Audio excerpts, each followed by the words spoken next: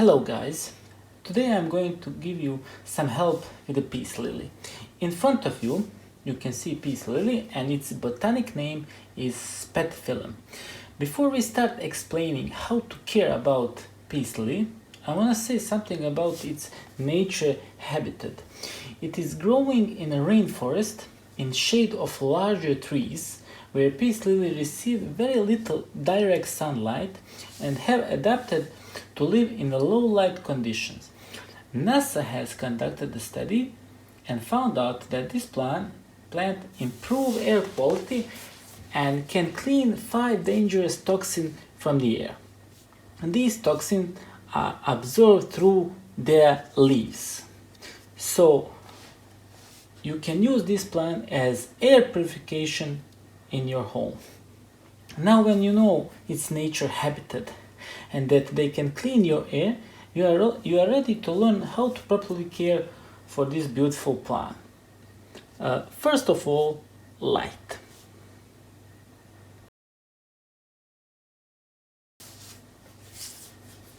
Peace lily likes shade conditions, meaning they should be placed in a location that doesn't receive direct sunlight. Consider placing them away from the window that lets in sunlight during the day, or you can place it closer to a sunny window with the sheer curtains. As we said before, that they grow in a shade, that means direct sunlight will burn the leaves. A good sign that your plant is receiving too strong light is yellowing or brown leaves. Although the peace lily will survive in low light condition, this will weaken the plant and squeeze energy it needs to produce blooms. So once more, don't place it on direct sunlight or in a dark place.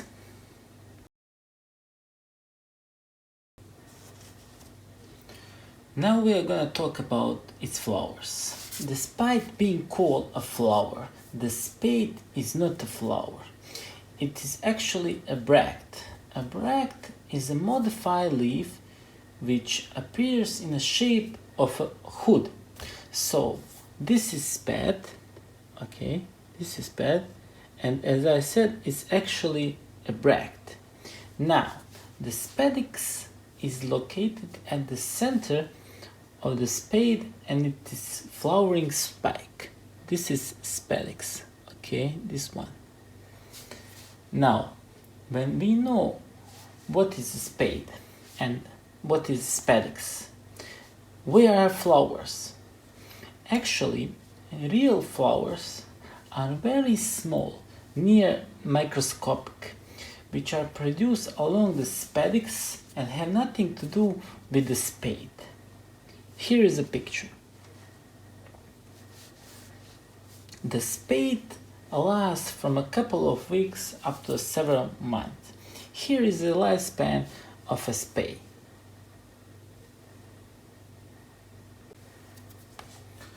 So now, how do I get my peace lily to bloom again? Is the next most popular question. If a peace lily is healthy, you can expect to bloom several times a year. If a peace lily is refusing to bloom, it's most likely because the plant isn't getting enough light. That's the first thing. Second, if the peace lily is getting plenty of light and still isn't blooming, or if it is blooming but the blooms are meager and or frail, then it's likely due to the lack of phosphorus. So if you haven't been fertilizing your plant, start feeding it according to the guidance that we will discuss later. If a peace lily is producing only green spathe, it's a sign that you are over-fertilizing. Another issue that can prevent the peace lily from blooming is the size of a pot. These plants prefer to be somehow root-bounded. Here is a picture. So make sure you haven't placed your peace lily in a pot that's too big. So to conclude, in order to bloom, peace lily needs light, phosphorus and a smaller pot size. Okay, now I'm going to show you spades from my Peace Lily. First, this spade and its paddocks are slowly turning green. That means it's at the end of its lifespan. Now I'm going to show you also the new spades that are growing. Okay, this is one. You see it here. One.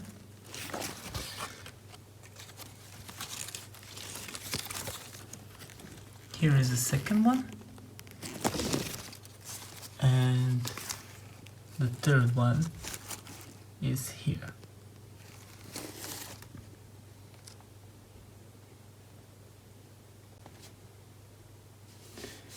One more thing.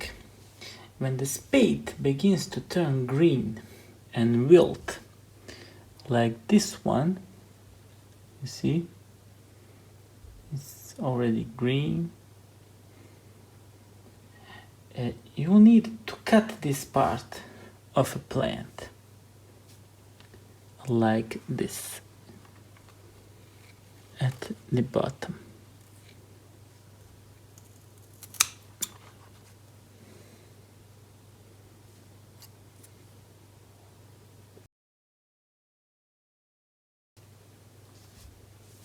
Watering Peace Lily is the most important thing to do. If you are wondering how often to water a Peace Lily, one way is to wait for a plant to drop slightly before watering. Like this, it will just drop down. In general, water at least once a week and keep the soil moist. In summer, mist the leaves with the distilled water. I always use distilled water because Peace Lily can be sensitive to chlorine. You should water your plant less often in the winter. Another tip and the best way is to check the soil for dryness before watering. You can do this just by poking your finger down in the soil like this. Just poke. As you can see, the soil is dry at the top, which indicates that you should water it. Now we are going to water it.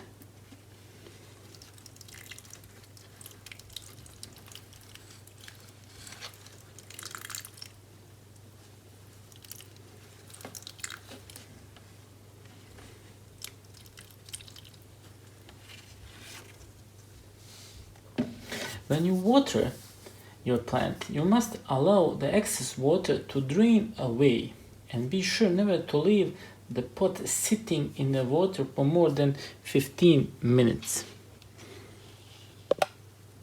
Okay, you now see the water is draining out.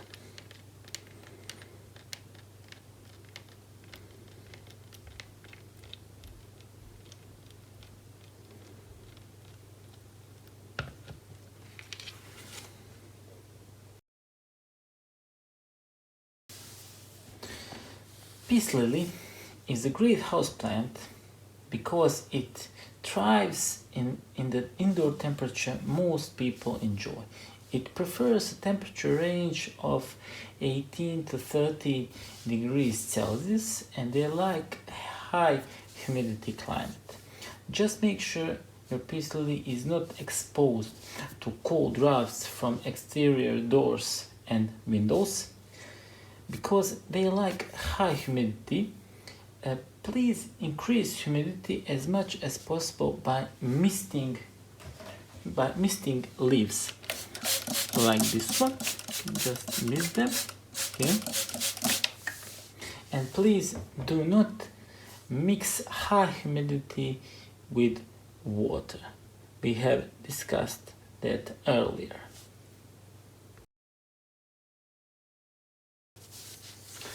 As we mentioned before, that they are sensitive to chemicals like chlorine, you have to be cautious also with fertilizers. You don't really need to fertilize a peace lily to grow a healthy plant. But if you want to encourage it to be a larger plant, to bloom more, feed the plant once a month during the spring and summer growing season with a balanced fertilizer. Just choose fertilizer for blooming plants and dilute recommended dose. Look for a product with a balanced ratio such as 20-20-20, and be sure to water after feeding your peace lily to distribute the fertilizer evenly around the roots. Never apply fertilizer to a dry soil.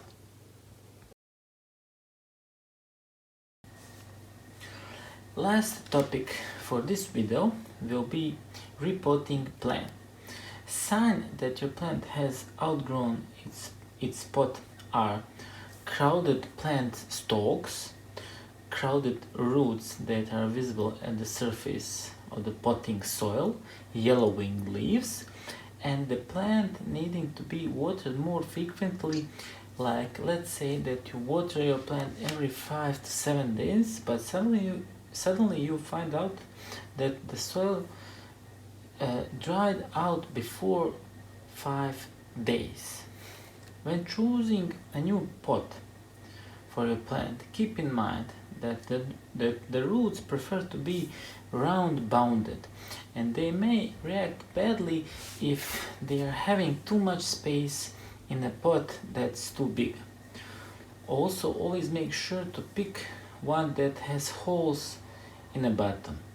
And one more thing I left for the end of this video, I'm going to show you is a big white spadix growing.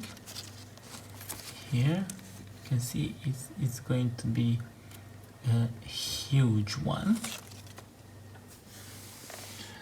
On my next video we will be talking about propagation and problems with the peace lily and how to deal it. Thanks for watching this video. Please subscribe.